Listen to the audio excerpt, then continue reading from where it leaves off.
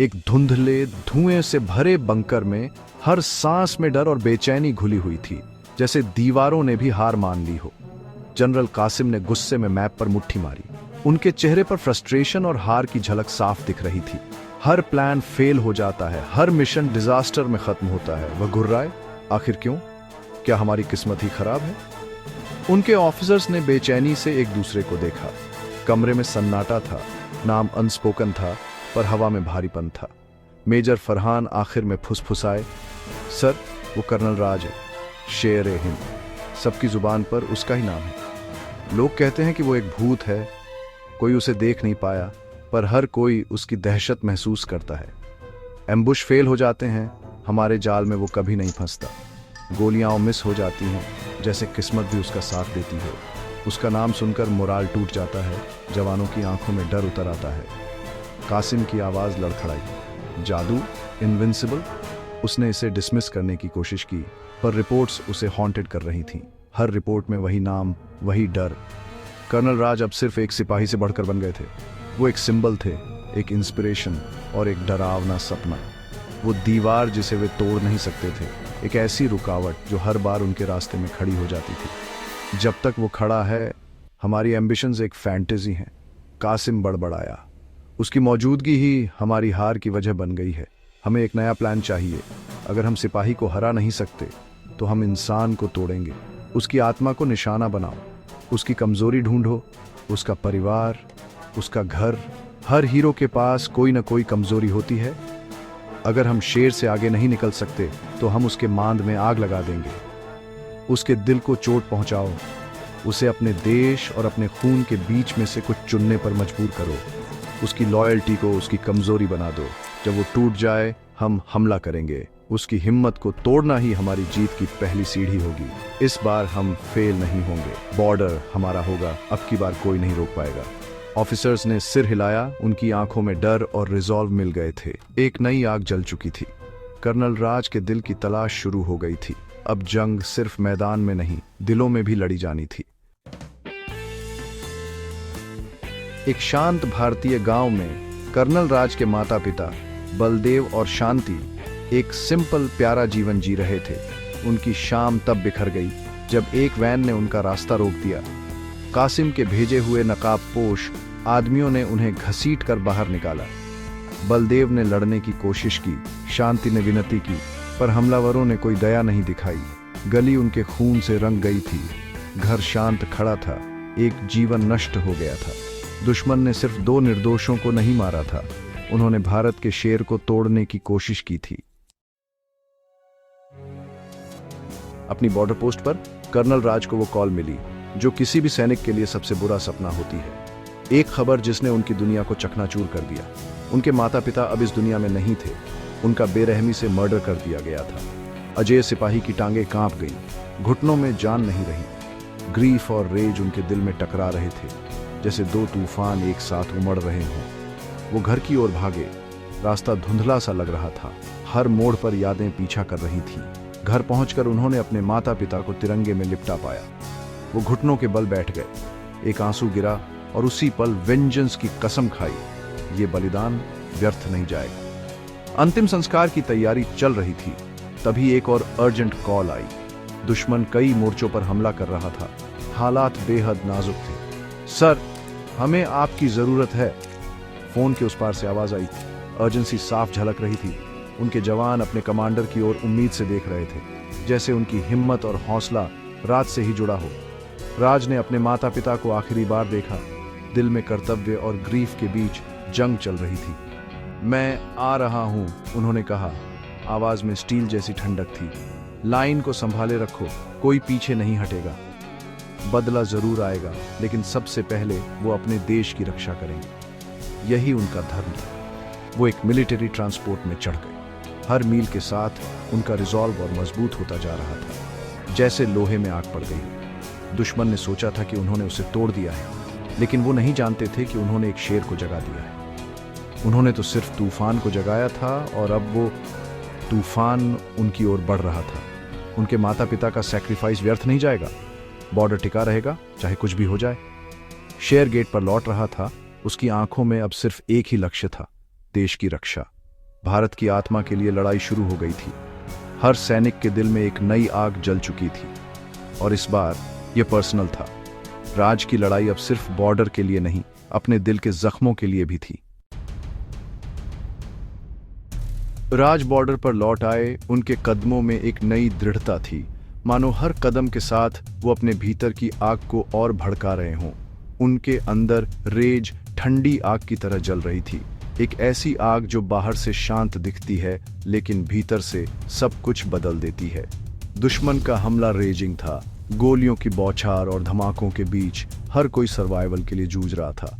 उनके ग्रीफ का फायदा उठाने के लिए टाइम्ड था। दुश्मन ने सोचा कि यह सबसे सही मौका है। कासिम मानता था कि शेर टूट गया था। वह गलत था, क्योंकि असली ताकत तो एडवर्सिटी में ही दिखती है। राज ने खुद को हथियार बंद किया। हर पट्टी, हर बुलेट उनके इरादे को और मजबूत कर रही थी। एक दूर के कमांडर के रूप में नहीं, बल्कि एक ऐसे लीडर के रूप में जो अपने लोगों के साथ खड़ा हो, बल्कि एक फ्रंट लाइन वॉरियर के रूप में जो हर खतरे का सामना खुद करता है।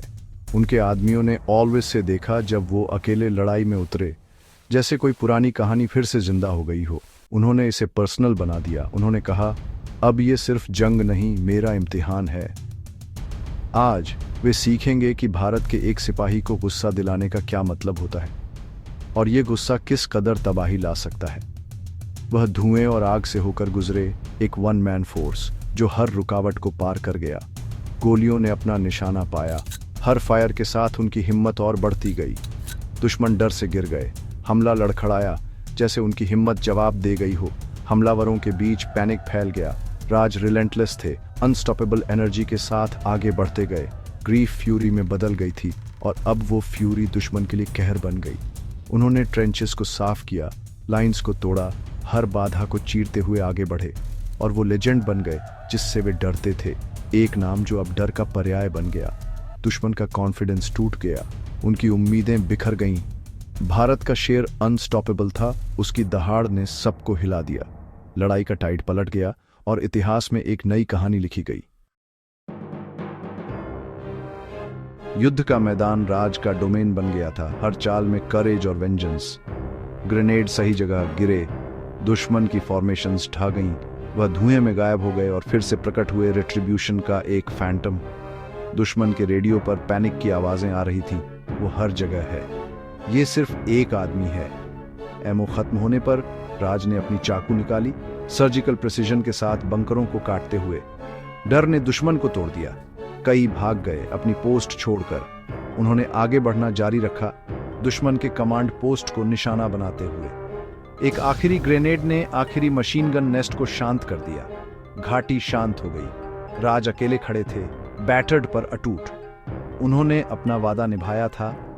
कायरों ने युद्ध के मैदान पर कीमत चुकाई। दुश्मन के राउटेड होने के बाद राज आगे बढ़े, लाइन ऑफ कंट्रोल को पार करके दुश्मन की धरती पर। उनके आदमियों ने देखा जब वो अकेले दुश्मन के मुख्य कैंप तक मार्च किए।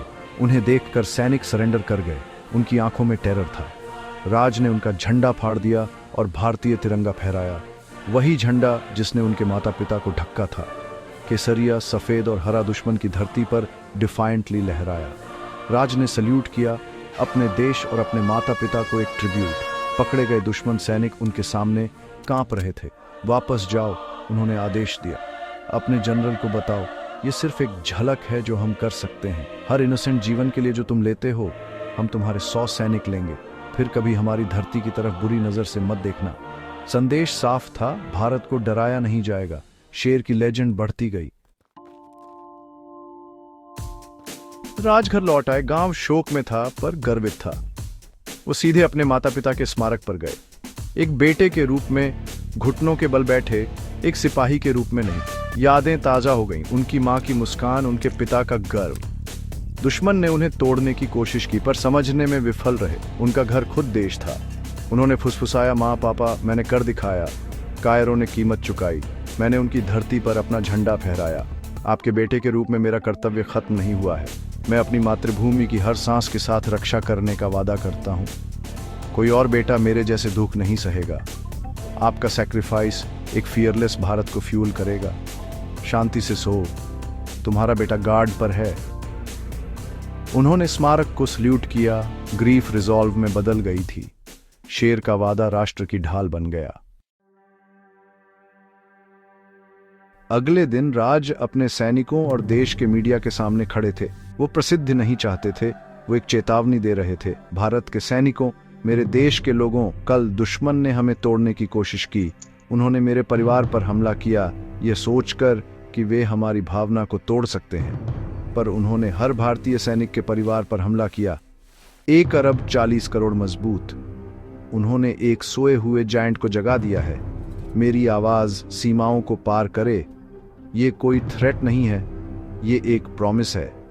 हमारी धरती को नुकसान पहुंचाओ और हम ओवरवेलमिंग फोर्स के साथ जवाब देंगे। हम शांति के देश हैं, पर युद्ध के मास्टर हैं। शांति से सो देशवासियों, आपकी सशस्त्र सेनाएं विजिलेंट हैं। हमारे दुश्मनों से भारत का नक्शा भूल जाओ। ये धरती शहीदों की आत्मा और 1 अरब दिलों से सुरक्षित है। हमें चुनौती दो और तुम्हारी एम्बिशंस राख में जल जाएंगी। जय हिंद। पहाड़ों में एकता की गर्जना गूंज उठी। राज के काउंटर अटैक और चेतावनी के बाद बॉर्डर पर एक नई शांति छा गई। जनरल कासिम की एम्बिशंस खंडहर में पड़ी थीं। राज की लेजेंड जंगल की आग की तरह फैल गई। दुश्मन अब भारत की सीमा को डर से देखता था, एम्बिशन से नहीं। स्कर्मिशेस बंद हो गईं।